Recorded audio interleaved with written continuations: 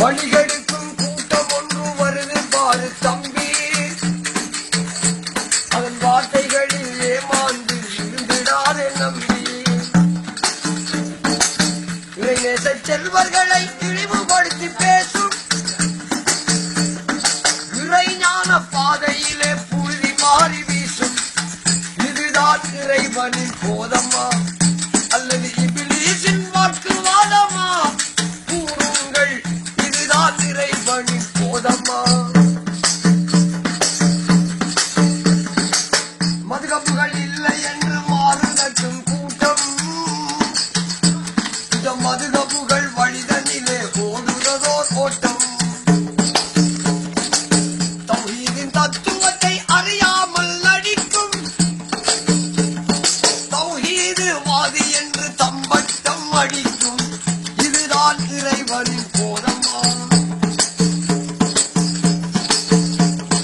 கூட்டுதுவா இல்லை என்று கூட்டம் போட்டு சொல்லும். கூட்டி குழப்பி உலையில் போட்டு உல்லாசமே கொள்ளும். காட்டி கொடுக்கும் தலைவனையே தலைவன் என்று கூறும். தீட்டி நம்மை பிளவுபடுத்தி படுகுழியில் தள்ளும். இதுதான் இறைவனின் போதமா? வரதட்சணை ஒழிப்பு என்று ஊர் முழுக்க பேசும். தான் வாங்கிக் கொண்ட தட்சணைக்கு தங்க முலாம் பூசும். கந்தூரி வைபவத்தை சிறுக்கு என்று சொல்லும். கந்தூரி உணவை மட்டும் வயிறு நிறைய உண்ணும். இதுதான் இறைவனின் போதமா?